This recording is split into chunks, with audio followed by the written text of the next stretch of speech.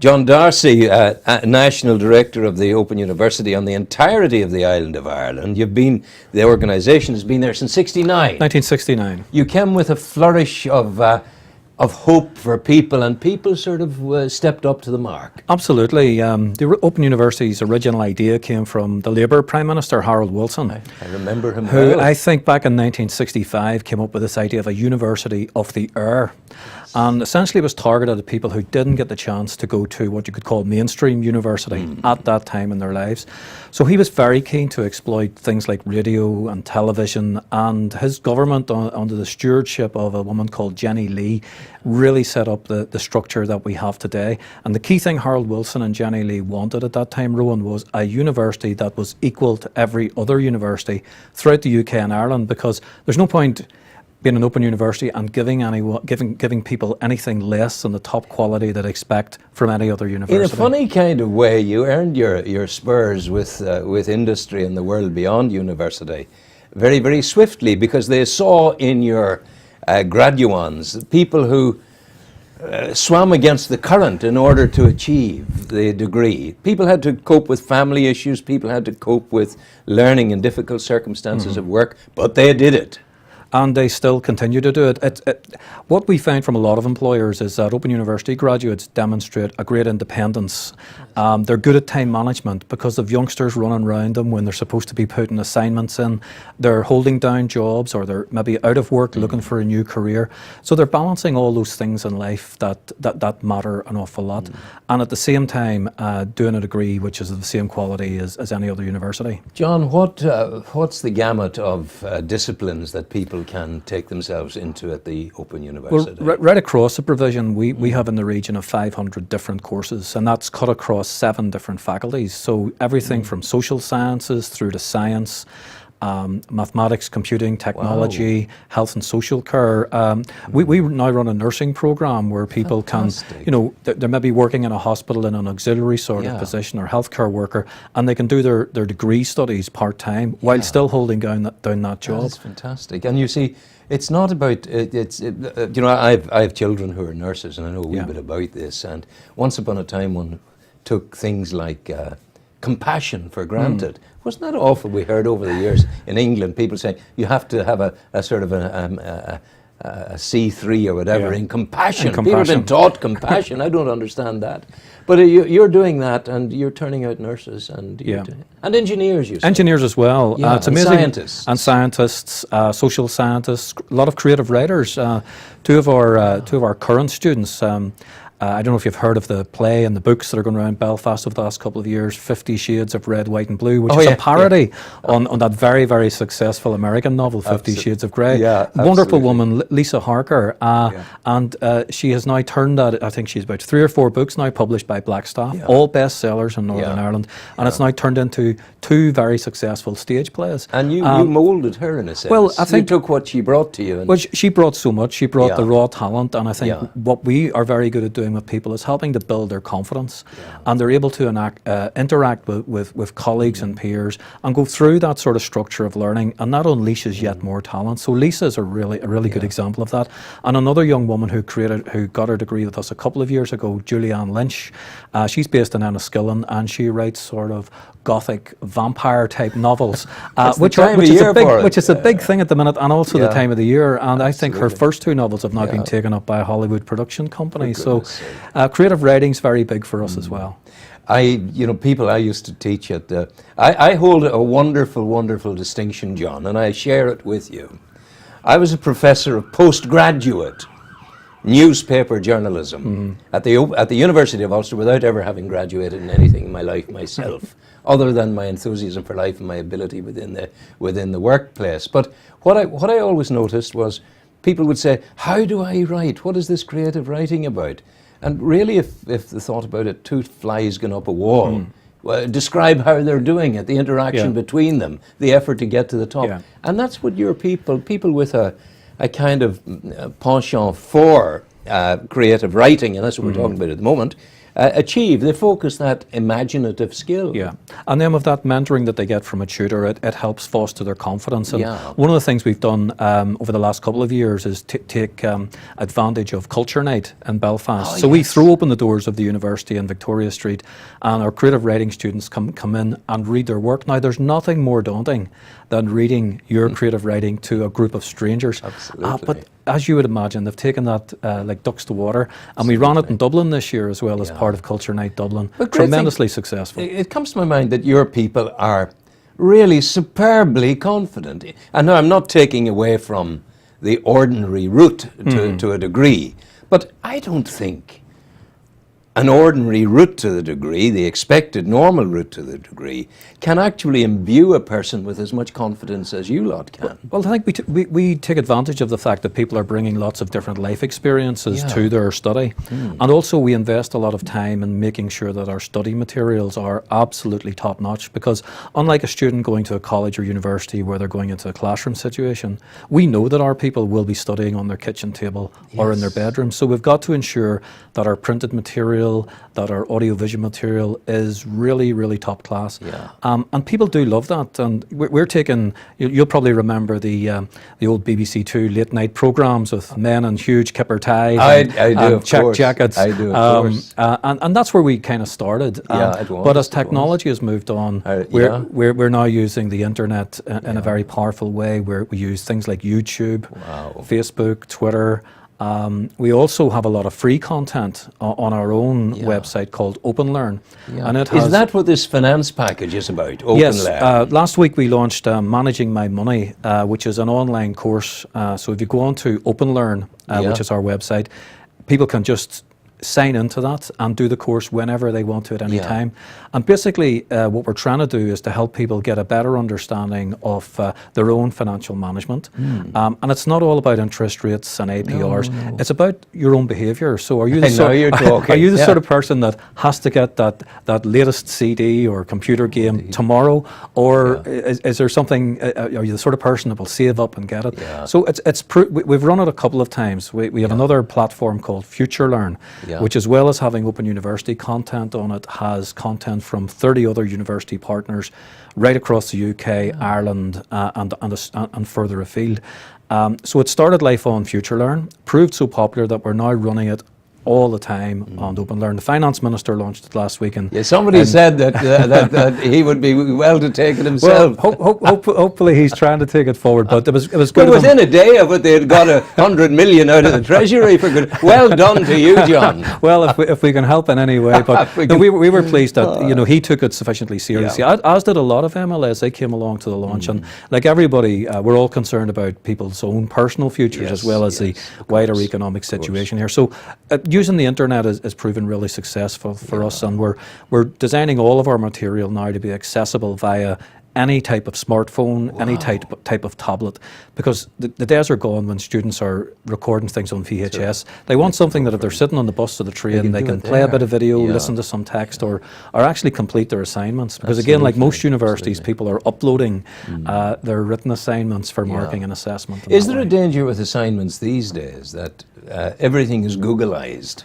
And they just they take it. But I mean, it's so obvious if they have Googleized the thing. Well, most universities, including ourselves, we will process every piece of coursework that's coming through particular software packages, which will look for stuff that has been plagiarized. But the trick for any educational establishment is to encourage people not to just do that very simple. But to use it as a tool. To use it as a part tool of the investigation. And also make sure that it's routing you to proper references. And when you take something from another source, you appropriately reference it. So again, I suppose technology creates lots of opportunities, but also, I suppose, some threats to people's study. And what we try to do at the very earliest stages of working with students is just instill in them the best academic practice of, by all means, search out for new information, but when you find it from a different source, make sure you reference it. And in referencing it, it shows an academic discipline within you. You're not trying to pull the wool over anybody's eyes, but it's a tome of study excellence there that you can step up to and demonstrate. I suppose what we also excel in, because we don't have set classrooms, we have a fantastic digital library. So all of our students have access to top journals, Yeah. textbooks, and again, you're accessing them Worldwide. worldwide. It's changed so much. The salesman came knocking on my door when I was raising my children back 1969 and before, and knocked the door. Can I sell you the Encyclopedia Yeah. Britannica? And you had this accordion of a bookshelf full of this Yeah. stuff. But now it's, how things have changed. Absolutely, and technology. I think we've always treated technology with respect. We've always treated it as a great opportunity. So it's making the technology right for our readers, and we contribute a lot of information to iTunes University. Yes. We're in the top 4 universities for downloaded materials. 68 million downloads have come through the Open University part of that site. And again, on that, you'll see really high quality textbooks. So you just flick your finger across the screen of the tablet and the page will move.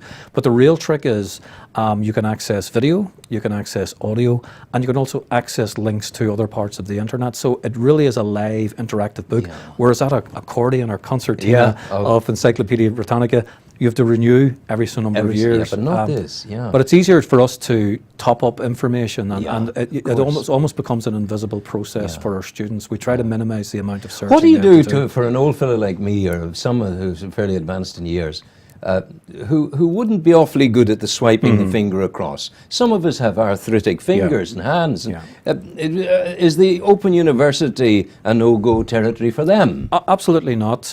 We still supply full printed course materials for every For a student. wee while longer. For a wee, well, actually, students are telling us that they still like that. So Really? Yes. we're trying to balance Yeah. the need for paper, and of course, we're trying to be as environmentally friendly of as we course. can. So where there are opportunities for us to put stuff on the internet. Possibly, John, in another generation, there won't be any of the paper stuff, but that's the way it's going, for goodness sake. Yeah, I mean, and we're all, well, once my lot die out and the next lot are coming, they're all au fait with it now. Well, it's amazing how technology savvy young people are. I remember when my son was very young, I was playing a computer game with him called Sonic the Hedgehog, which is now very, very old. And he decided he was just going to jump through a wall. Now, of course, my mindset wouldn't let me jump through a wall. No, but of course, no, that's no. what you had to do. And that sort of imagination that kids have, that they want, that they can explore the technology and push the boundaries a little bit is really good. But, John, what's your own background? What's your provenance? I graduated in psychology from Queen's University, and then I became a bit of a statistician for a number of years. I worked for the Northern Ireland Council for Educational Research for 7 years, and then I was head of research at the examinations body, CCA, for about roughly another 7 years. And then I moved into the private sector. I was a management consultant with BDO Stoy Hayward in Belfast. Wow, that's a big one. It was a big one and a big challenge, but Yeah. in terms of my own personal development, it was great working in the private sector. I worked with a huge range of organisations from... But it's huge. Sorry, I beg your pardon. from the Sports Council right through to the Probation Board and private companies as well. And then I moved... It's a huge thing to do Yeah. that, because the oft-heard criticism of academia is that he went to school as a boy, he stayed at school as a student, he went to university as a student, then he started teaching. He doesn't know a thing about the world outside, but you do. Yeah. And that's brought to the Open University. Yeah, and I would say it was probably the most formative period of time that I ever had, because you're in that commercial environment, earning a living for the company as well as yourself, chasing new work, but still having to deliver at a high level. But the range of clients I have, I think, set me up really well for the Open University. Is it to any extent a disadvantage that you don't get to sit down across a table all that often with your students? Or your people don't? Maybe there's the summer schools and all of that, but on a week-by-week basis? Well, on a week-by-week basis, we would still have a lot of telephone contact with students, and we have a lot of electronic forums where they can discuss things with their peers and with their tutors. Yeah, you don't need to meet. So we don't need to meet, but we still would have a number of workshops, residential type things throughout the course of the year. And then obviously the big events for us are the graduation ceremonies. Yeah. So in Northern Ireland, we have an annual degree ceremony at the Waterfront Hall. So the next one there will be October 2015.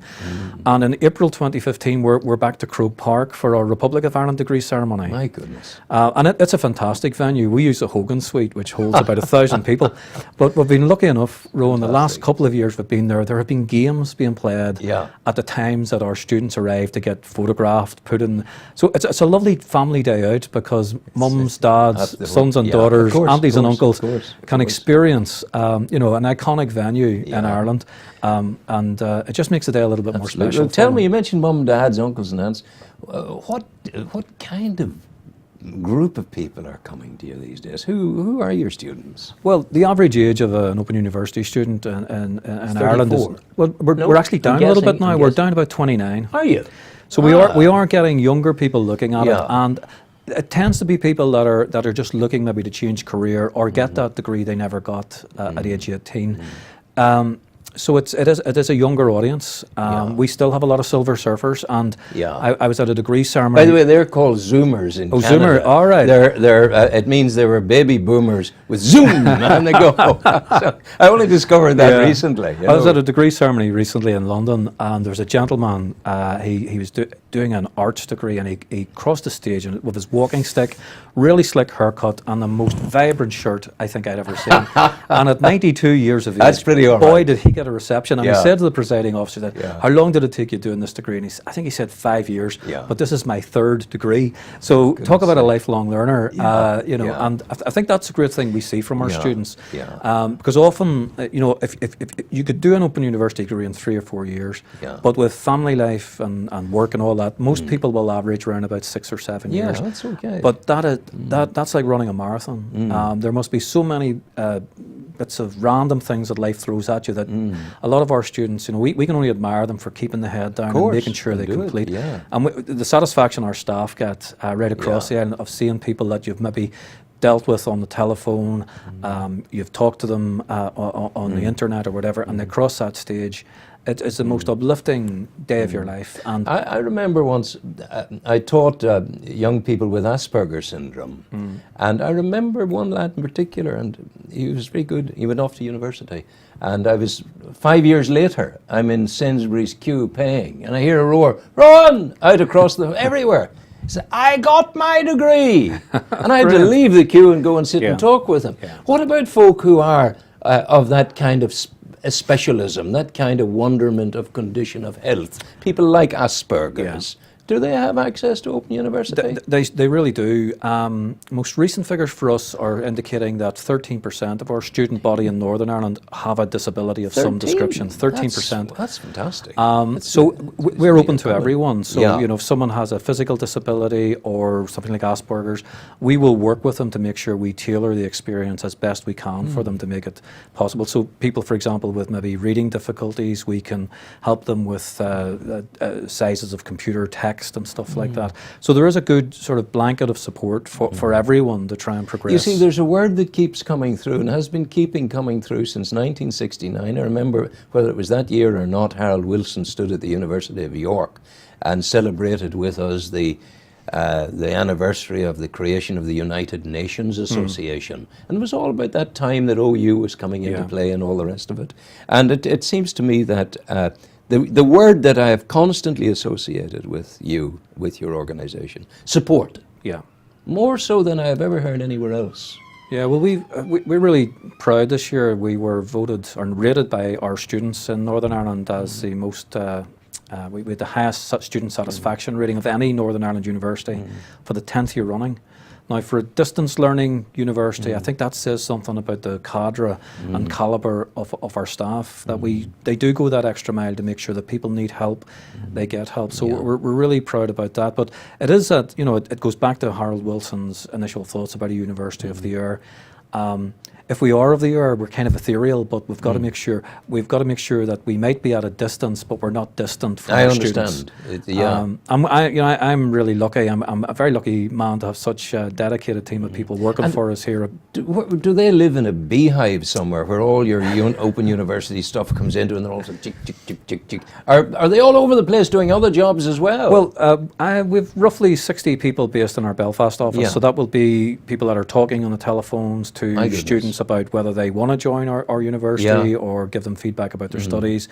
Our full-time academics are based there as well. But right across Ireland, we have in the region of 250 associate lecturers. Now, a lot of them could work for other third-level institutes. Some of them could be working in the private sector and Sure, work on our business sure. courses. So the quality of people we have is very, very strong. yeah. And then in the Dublin office, we have probably about 6 or 7 staff. Because again, it's growing down south as well. of course. The psychologist in you must have a view on the success rate of people who are distant from the source of learning, who are working with all kinds of disadvantage, but yet keep doing it. What is it in the psychology of the human being that encourages that and allows that to happen? I think it's sort of centred in that sort of motivation. If you sign up for a course with any institution, you're generally motivated to finish it. And I think what we get from our students in particular, I think they feel that they have something to prove to themselves, but also there's something to prove to their families as well. Because if you're a young man or woman rearing a few children and you suddenly decide to do that psychology degree or a science degree, they know you're doing it and you don't want to let them down. And I get that sort of sense from a lot of our students that they have that, it's almost the loneliness of a long distance runner. The finish is way, way far in the future, but Very they're much taking so. it in chunks. Yeah. And I think the way we structure our courses helps that, because you can do it a module at a time and you can rest. So if you've done a year or so and you feel that you need a little bit of time out, you can take that time out. So we're reasonably flexible about start and finish dates. Do you have a kind of strong cadre of pride among those who have graduated with you? People say, like there's men in this town go around still, they're now 70 and they're going around wearing their Queen's University scarves. Do you have that kind of pride associated with OU? I see you're wearing your badge. I've got the badge on. There's not an occasion I'll go to across Ireland where I'll not meet someone who either hasn't done a course or know someone that's done it. I'll give you a really funny story. When Queen Elizabeth came to visit the Republic of Ireland about 2-3 years ago, my wife and I were very lucky to be invited down to the convention centre. There's that big concert. So, yes. So we're keen to get in. So we went down to the O2, which was the security venue. Yes. And we were literally first or second in the queue, which was most unusual for us because usually we're last there. So we're going through security and I was wearing this badge, and one of the guards said, "What's your badge?" I said, "It's Open University." And he said, "Where are you from?" I said, "Belfast." Yes. Stay there a minute, and I thought, my God, what has happened? Well, yeah. As the process moved back a little bit, and I'm going to be questioned. yeah. He brought across his sergeant, and his sergeant I'd presented him with a degree, a master's degree in humanities the week before Yes, at our fantastic. graduation. So it's amazing. The touch points of the Open University are everywhere. Yeah. And again, we get a lovely warm feeling from people that still enjoy our BBC programmes. We've moved away Yes, of from the late course. night shows Yes, to yes. sort of the bigger productions Yeah. like Frozen Planet was a really big one of ours. For goodness sake. And you're at the cutting edge in that kind of thing of the health of the planet, where we are, what we're doing. Absolutely, yeah. Do you find, we hear educational establishments constantly under pressure budget-wise. How do you exist? Well, we're under exactly the same pressures as every other Yeah. institution, and I suppose we're always trying to make sure that we're providing value for money for our students, and as well for the government that funds us as well. So, we're, like Queen's and Ulster at the minute, we're under huge financial pressure. So at the minute we're just working our way through figures and seeing what we can do to ensure that we can continue to deliver the same level of service with whatever resource we've got.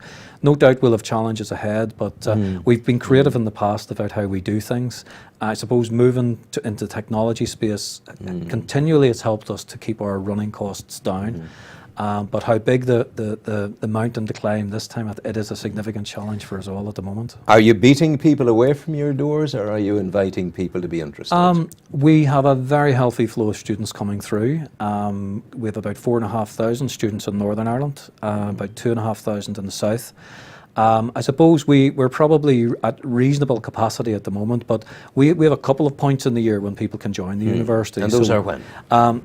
This one is just finished. Our final enrolment date was at the tail end of September for our October starts. Yes. But we're open again. We'll be opening courses again in February, so people and can people get you where? They can get us at open.edu/ni